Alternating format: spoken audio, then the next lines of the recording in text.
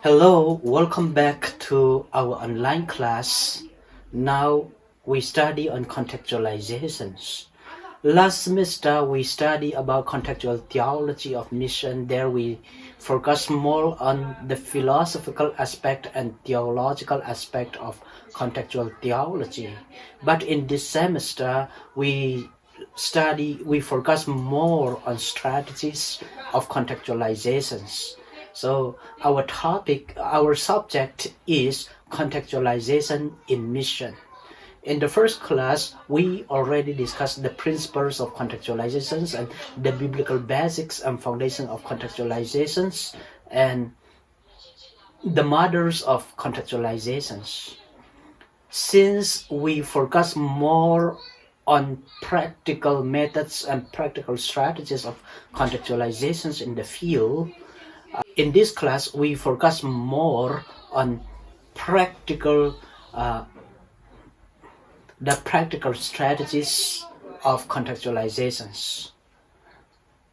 So it means how can we communicate contextually to non-Christians? How can we communicate the gospel contextually to Asian people and to African people and to the European people in their local context? So we are going to focus we are going to study countries by countries. I wish if we could have class in the university, I wish students to present your own country's conditions and your own country's communications of the gospel and the strategies. But because of these conditions, various conditions, we can conduct this class only in online. Therefore, first of all, I will focus contextualization in Myanmar. So, the gospel to Myanmar people contextualizations. Let me briefly introduce Myanmar.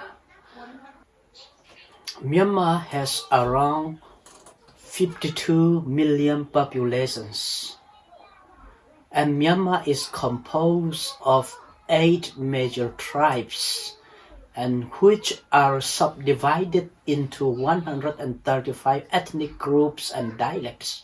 So there are many languages and many ethnic groups and many races in Myanmar. But among 8 major tribes, the Burma tribes are the majority in Myanmar. They compose 68% of the country populations. Next to Myanmar, the Sian people, the Karen people, Arakan people, Kachin and Chin and Kaya are the major tribes in Myanmar. About religions, only 6% are Christians. Almost 90% are Buddhist. Around 3% are Muslims, and only 1% of the country population is Hindus. I just want to briefly mention the religions and people in Myanmar. Only 6% are Christians, almost 90% are Buddhist adherents, and 3% are Islamic adherents, and only 1% are Hindus adherents. So in generally, we can say that almost 92% are the unreached or non-Christian people. Therefore,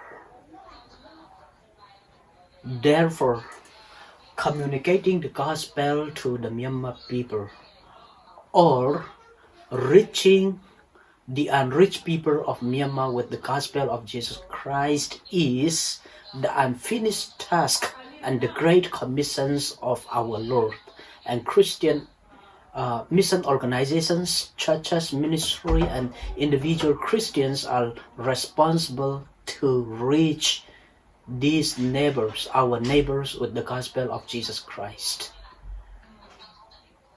So let me briefly mention the coming of the gospel to Myanmar. The gospel has come to Myanmar since 5 centuries ago. Throughout centuries, hundreds of Christian missionaries, both from Catholic and Protestant, have been working in Myanmar. They had a great effort to win the Myanmar people to faith in Jesus Christ. But till today, only 6% of the country's populations are adherents of Christianity. Around 93% of the country population remains unreached. Even though many missionaries have been working hard in Myanmar, the people are not won to Christ. So what are the reasons behind this issue?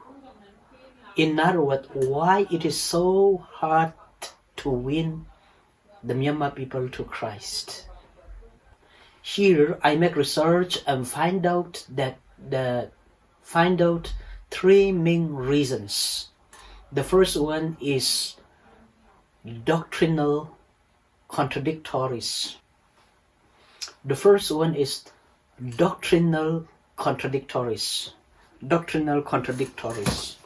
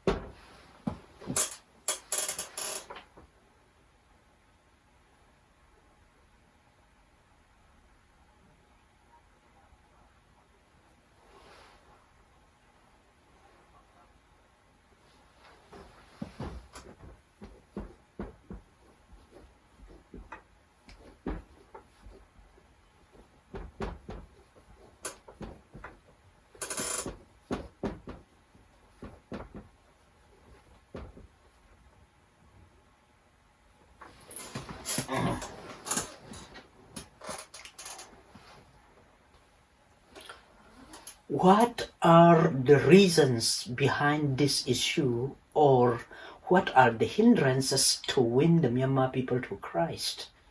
So I make research and I find out 3 main reasons or issues. The first one I found out is doctrinal contradictories existed between Buddhism and the Gospel. The teaching of Buddhism and the teaching of the Gospel. And the second one is Buddhist nationalism. And the last one is the need to develop more effective strategies and methods of mission. The need to develop mission strategies and methods. So first of all, let us see doctrinal contradictories. In short, Buddhism is self-centered religions and Christianity is Christ-centered religions. Self-centered religions means to seek salvation or to seek enlightenment through self-effort. So actually Buddhism is a search for enlightenment through observing precepts and the Buddhist teachings. But Christianity is a personal relationship with the living God and to seek salvation by faith in the grace of God through the work of Jesus Christ. In other words, we can say the whole systems and teachings, belief and practice and values of Myanmar Buddhist can be summed up in the law of karma, that is work, self-effort. And the foundations of Christian faith, life, and practice is grounded on God's grace. So it's all about grace. So this is the main contradictories in short. Dr. Minton Mons, the professor at Yangon Buddhist University, points out the vitality of karma in Myanmar Buddhism by describing the doctrine of karma as the essence of Buddhism.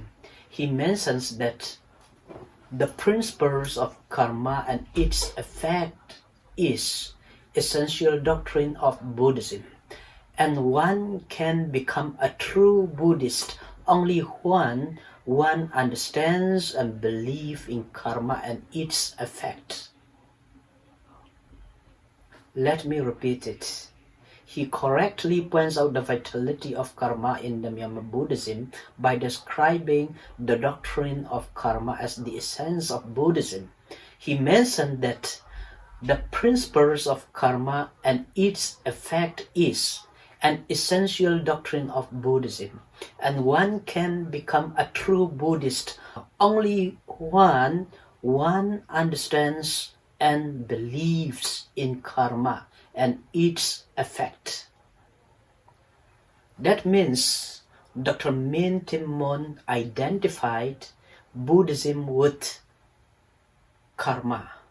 So he identified karma with Buddhism.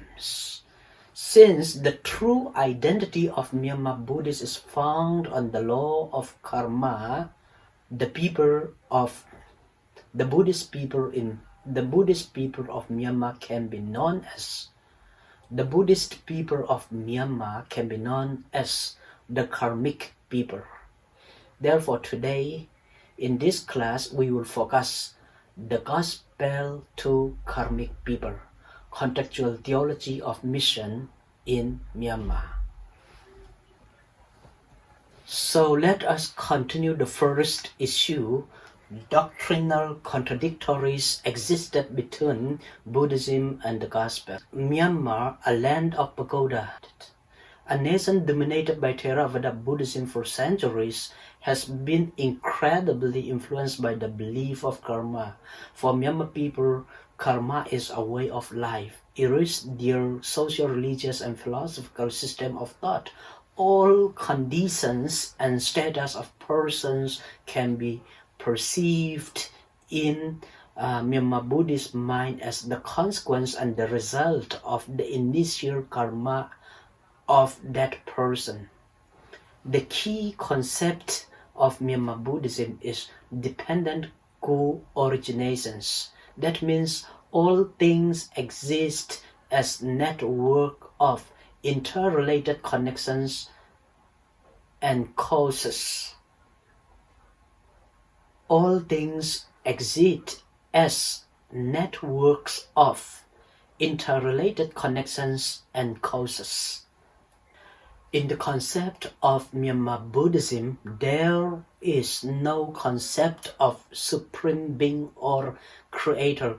All living beings came to exist by the force of their previous karma. Therefore, in Myanmar Buddhism, karma is the creator. The Bible's teachings of God's creation and the Bible teachings, God's creation of human being is unfair or inconsistent for the Buddhist people, which is evidenced by the existence of inequalities in human life. Therefore, religious and philosophical questions have been raised regarding the biblical concept of God's creation, God's dominion and salvation, such as if God is good and just, how could He create a world full of sufferings and inequalities? Why do the righteous people suffer? Why do some evil people possess well-being? Or why do the evil people enjoy a life of well-being, rich, and wealth? For Myanmar Buddhism, the existence of inequities in human life and the existence of different social classes in human life and mysterious puzzles behind the righteous suffering and the problems of evil are not a matter of the creations creation of a supreme being or God, but rather they are the result and consequences of the initial karmic action. In the principles of karma, it is impossible to change or neutralize the good result or the consequences of a bad karma by the help of someone else. So in Buddhism, man is supreme. The Buddha taught that everyone must work out his or her own liberation. Thus, the idea of rewards and punishment from the Supreme Being, the concept of Christ's atonement for sinners, and the doctrine of grace are contradicted to the law of karma. The whole system of belief, practice, philosophy, social cultural patterns of the Myanmar Buddhism can be summed up in the law of karma, the law of cause and effects. But the foundations of Christian faith is grounded on God's grace. Definitely the existence of these contradictories is a major hindrance for winning the people to Christ in Myanmar. And the second hindrance is nationalism. The controversial beliefs or doctrines are not only hindrance in doing mission in Myanmar. The movement of Burmese nationalism and religious oppressions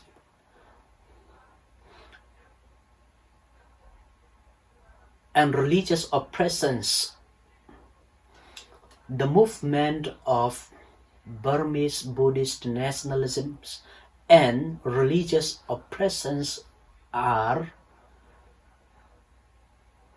great hindrances or challenges to the Myanmar churches and mission organizations.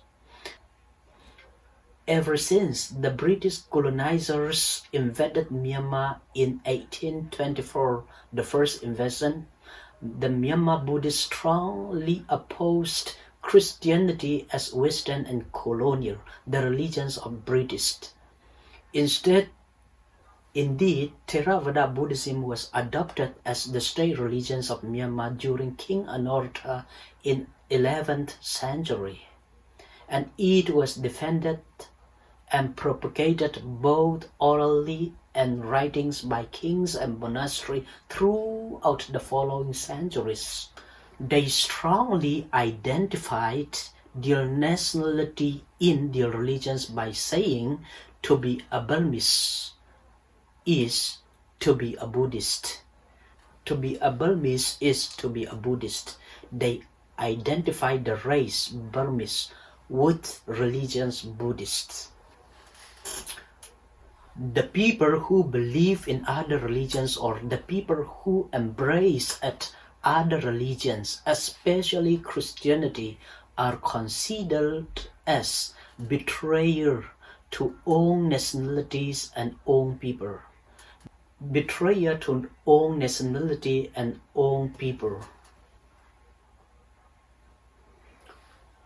As Christianity had been opposed since colonial period, it became more marginalized and oppressed when the Myanmar gained its independence from the British colony. During the last 6 decades of military rule, Christianity had been marginalized and discriminated in various ways. Here, Mr. Ling and Mr. Mang in their research mentioned that the spirit of Burmese nationalism to be a Burmese is to be a Buddhist, has started from anti-colonial movement led by the Buddhist monk and religious organization like YMBA, Young Men's Buddhist Association. Anti-colonist motto called on the Burmans to protect race, language, and religions. Amyo Bata Tatana. The successive military regimes aim to assert Burmanizations. They attempted to assimilate all ethnic minorities into mainstream Burmese culture in order to create a single national identity, which is also known as the policy of 3 Bs. Number 1B is Burmans. All the race will be Burmans or Burmese. The second B is Burmese language, Burmese. Only Burmese language will be the official language and the only language for the whole nation in Myanmar. And the last B is Buddhism. Only Buddhism will be the religions of Myanmar. So we can see 3B movement led by anti-colonists. So the regimes, the military government maintain the movement of nationalisms into the form of 3 Bs, the policy of 3 Bs.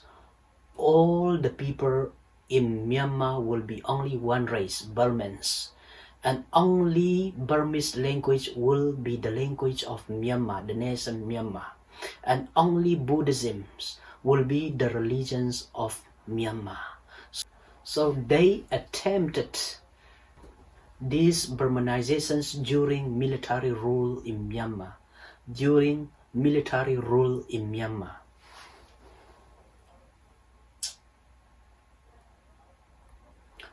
The movement of nationalism, which had been started since colonial period and maintained in the rule of military regimes in the form of 3 Bs policy, has come to be established now as the Organization for Protection of Race, Language and Religions right now in Myanmar.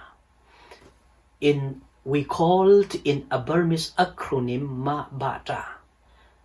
So it was established in 2012 and legalized, and it was founded by a Buddhist committee composed of 52 nationalist monks and led by a famous nationalist monk Wiratu. So the organization drafted the 4 major bills and proposed to the Parliament of Myanmar in 2013. The four bills were examined and approved by the Union Parliament in 2015 April, and it was signed by Myanmar President U Thein Sein in 2015 in August. Even though the 4 bills seems targeting to the Muslim group, it also have affected on Christian missions and Christian organizations. Therefore, the movement of nationalism has been maintained in different names and different forms and different ways throughout centuries till this present day. This nationalism defends and protects Buddhism while it marginalizes other minorities and minor religions in Myanmar. Therefore, this is the second major hindrance in the mission work of Myanmar. And what is the final one? The final one is the need to develop strategies. The need to develop strategies and methods. So what is the last hindrance? The last hindrance is the need to develop mission strategies and method, the need to develop more effective and more effective strategies and methods of mission in Myanmar. The Catholic mission came to Myanmar since 500 years ago, and Protestant mission came to Myanmar since 200 years ago. And several missionaries, both from Catholic and Protestant, came to Myanmar and working hard to win the Myanmar people. And they employ various mission methods to win the Myanmar Buddhists to faith in Jesus Christ, but they failed. They could make a record of sudden success only among the tribal groups who once were adherents to animism. The local mission agencies also do not gain much success in winning the Myanmar Buddhist people to Christ. Therefore, winning the Myanmar Buddhist people to Christ is still an ongoing mandate and a crucial burden for the Myanmar Christian churches and mission organizations and individual Christians. So, in these contextualizations, we are going to discuss how can we communicate the gospel effectively in the social cultural context of the Myanmar people. But if we focus on all their cultural belief and all the customs and all the religious teachings, it will be too vast and it will be too broad to study. Therefore, we will focus only in their belief of karma. How can we communicate the gospel to the Buddhist people of Myanmar in their belief of karma? In their belief of karma.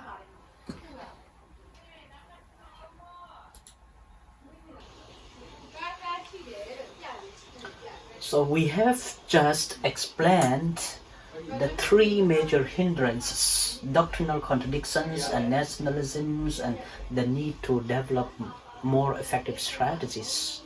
So since in the midst of all these problems, doctrinal contradictories and nationalisms, it is very hard or very difficult to develop contextual approach of missions and to communicate the gospel to the Myanmar people and to win them to Christ.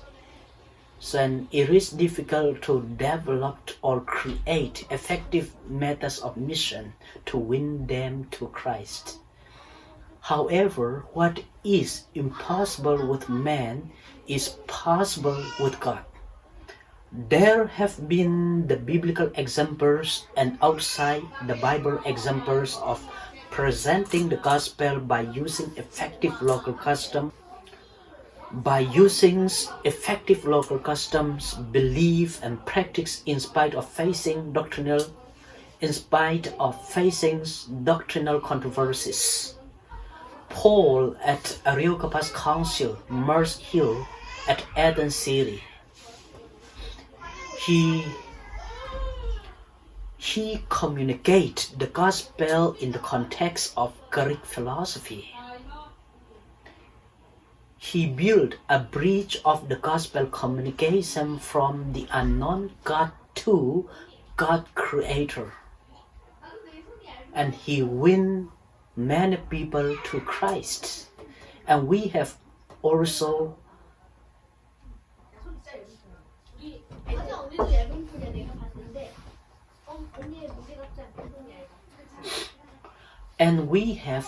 external evidence or examples of God's mission. Don Richardson worked as a missionary to Sawi tribes of Papua New Guinea. He presented Jesus Christ as peace child to be their ultimate hope and salvation. These are the best example of worldview changing missionaries' account of God. worldview changing missionary account of God.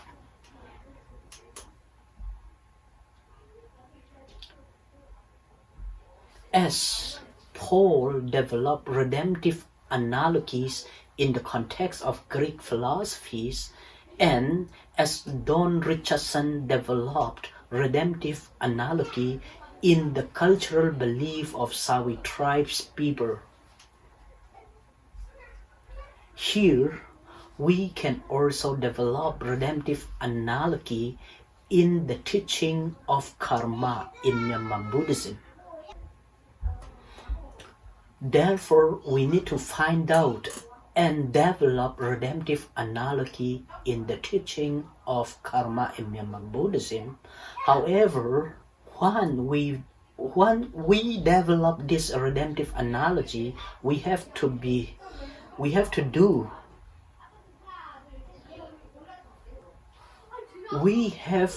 base on the Bible.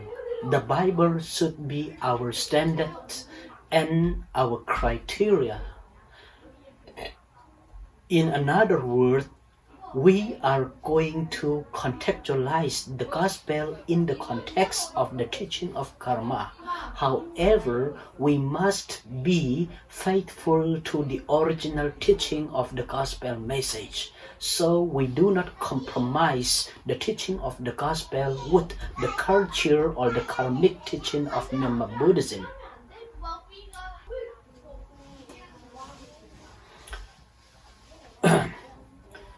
In other words, the truth of the Bible must not be syncretized or compromised with the local beliefs and practices of the karmic people, but rather the gospel of Jesus Christ must be presented without distorting the truth of the gospel. But we must present in the spirit of the Burmese Buddhist mindset, in a way the indigenous people would most easily understand. That can be known as contextual missions or contextualization. So one question we must think of is, generally, the law of karma is contradicted to the biblical teaching of salvation by grace through faith in Jesus Christ. While the law of karma insists the ideas of cause and effects, or reaping what we sow, the gospel of Jesus Christ is grounded on the free gift of the grace of God. However, the teaching of karma in Myanmar Buddhism also has special emphasis on the good volitions or the good motive. In Pali term, we can call it sedana, and good will, good heart, good mind, right attitudes, love, agape or metta, compassion, karuna or mercy, and sharing. All these terms and words are very important. All these terms and words are very crucial in the teaching of karma. Therefore, the gospel of Jesus also has special concern on love, agape, grace, sedana, right motive or pure motive, and kusala karma or good deeds, good work, and sharing.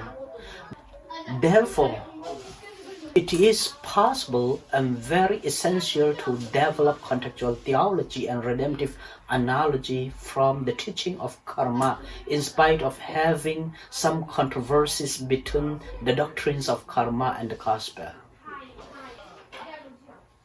So, how can we contextualize the gospel in the teaching of karma? Number one, the kusala karma of Christ is the highest virtue and the means of salvation. In other words, the kusala karma or the good deeds of Jesus, or the merit of Jesus Christ is the highest virtue and the means of salvation. Here we explain, as the Myanmar Buddhist concept of karma has been described, the most significant and remarkable fact of all about karma is the fact that karma is intimately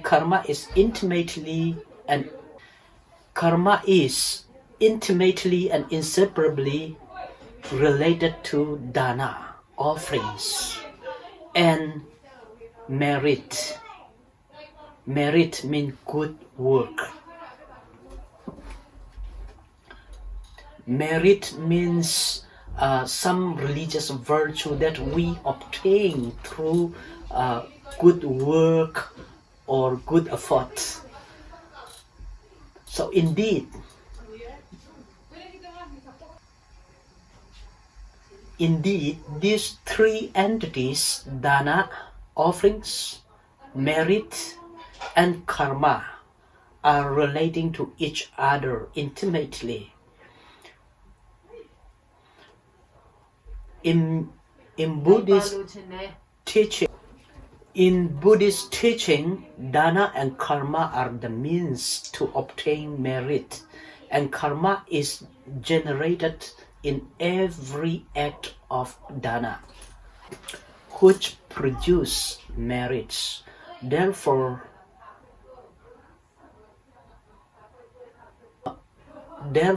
in Myanmar Buddhist view, good karma or good deeds is a means to obtain merits, and merit is believed to be the highest virtue and the means to obtain liberation or nirvana. So from the above concept of karma and merit, a crucial point of Christology can be developed, connecting to contextual missions and theology. All good karma and laws are perfectly fulfilled by Jesus Christ, because Jesus Christ became incarnated in a human being born of the woman under the law, and he did more superior sacrifice than anyone has ever done. Hebrews chapter 9 verses 11 to 14 speaks of Christ's entry into the heavenly sanctuary and the superiority of Christ's sacrifice over the Levitical sacrifice. Jesus went through the heavenly tabernacle, which was perfect, superior, and was not part of creations. Jesus went through the heavenly tabernacle, which was perfect, superior, and was not part of creation or human made. And he did the most superior sacrifice for all humanity. Therefore, the good karma done by Jesus Christ is superior to all karmas of human beings. The quality of the merit Jesus Christ has done is superior to all other merits ever done in the human history. It is essential to communicate the gospel to the karmic people in their context and their religious time. For instance, using dana of Jesus in referring to Jesus' sacrifice, the merit of Jesus to describe the grace of Jesus, the good deeds or kusala karma of Jesus, in order to convince the atonement of Jesus, and using taking refuge in order to mention belief or trust in Christ. All this term would be definitely more intelligible or understandable to the karmic people. The first Protestant convert of Myanmar, Mong No, used the term merits of Christ instead of using the grace of Christ, and used the term taking refuge instead of using the grace of Christ. Used the term taking refuge instead of using believing or trusting. In his letter of requesting baptism, Mong No mentions as follows. I, Mong No, believe that the divine Son of God, Jesus Christ, suffered death in the place of men to atone for their sin. Like a heavy-laden man, I feel my sins are very many. The punishment of my sin I deserve to suffer. Since it is so, do you, sirs, consider that I, taking refuge in the marriage of the Lord Jesus Christ and receiving baptism, in order to become his disciple, shall dwell one with yourself, a band of brothers, in the happiness of heaven, and therefore grant me the ordinance of baptism. It is only since I have met with you, sirs, that I have known about the eternal God, and I venture to pray that you will still unfold to me the religion of God, that my old dispositions may be destroyed and my new disposition improved. This is the writing of the first convert of Myanmar. He used the Buddhist terms, in order to reveal the gospel of Christ. For example, the merit of Jesus Christ. That means the grace of Jesus Christ, or the salvation of Jesus Christ. And he also mentioned, instead of saying believing in Jesus Christ, he said taking refuge in Jesus Christ. So in this way, we can use the karmic terms in order to reveal the truth of the gospel to the karmic people in Myanmar. However, on the other hand, it is essential for missionaries or gospel communicators not to equalize and amalgamate a human merit with the merit done by Jesus Christ. It is very important to present the merit of Jesus Christ as an alternative means to obtain salvation. It is very important not to present the merit of Jesus Christ as an alternative way to obtain salvation. The aim of using karmic terms and concepts is only to convince the truth of the gospel to the karmic people in Myanmar in the context of their teaching. Adoniram Jason, the greatest Protestant missionary of Myanmar, was aware of this issue very well, and he avoided the act of syncretism. One, he raised funds for running day schools and boarding schools. The support chiefly came from America.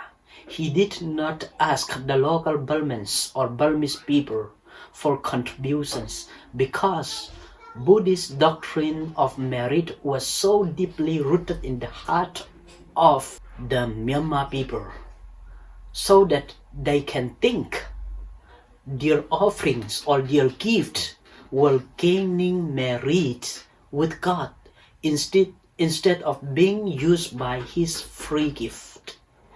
In other words, the Buddhist Burmese might think that the merit of their contributions can somehow help them to obtain their salvation. So, Jason, the missionary, did not collect contribution from the Burmese believers or the Burmese Christians. However, he collected contribution from other ethnic groups for day schools and boarding schools.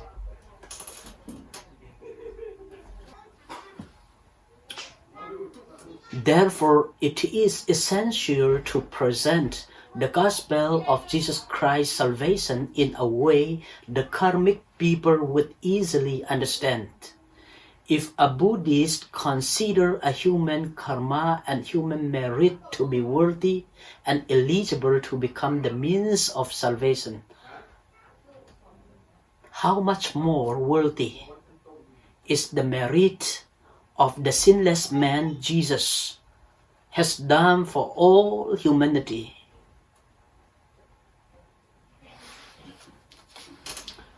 One of the Myanmar scholars could describe that Jesus Christ generates an infinite quality of kusala karma to negate all the akusala karma or all the evil deeds of the humanity for all time.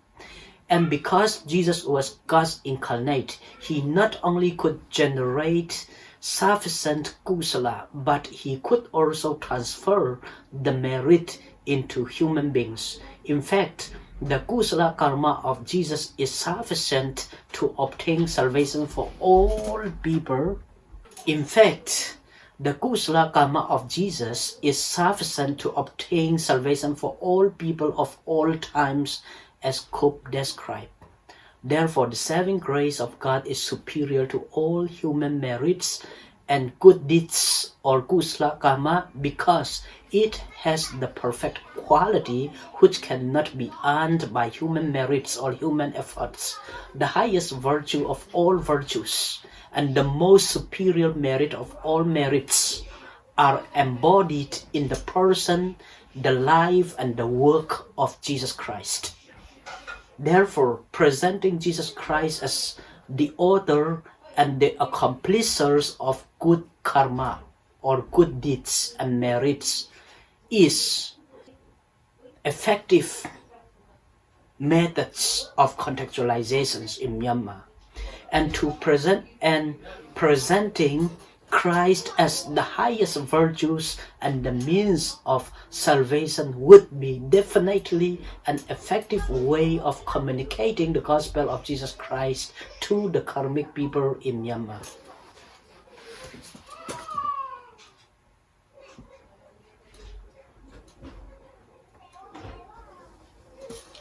So the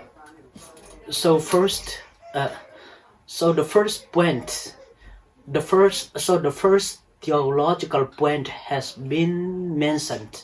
The kusala karma or the good deeds of Christ is the highest virtue and the means to obtain salvation. We can present Jesus Christ to the karmic people. We can present Jesus Christ as we can present the gospel.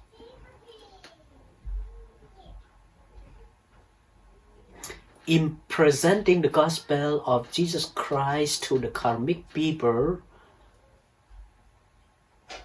the good deeds of Jesus or the kusala karma of Jesus can be presented as the highest virtues or the means to obtain salvations. In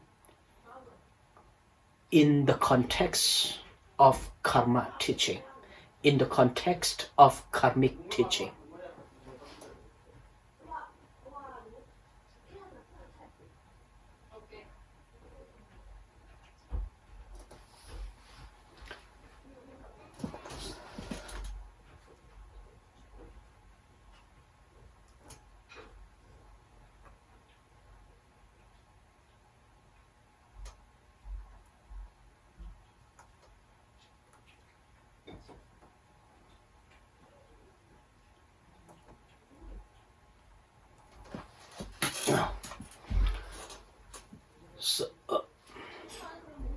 Regarding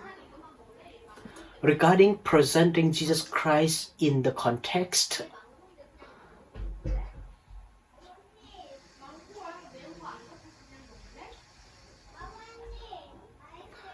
regarding presenting the gospel of Jesus Christ in the social cultural context of the karmic people of Myanmar, we already discussed one main point, and we have two more main points.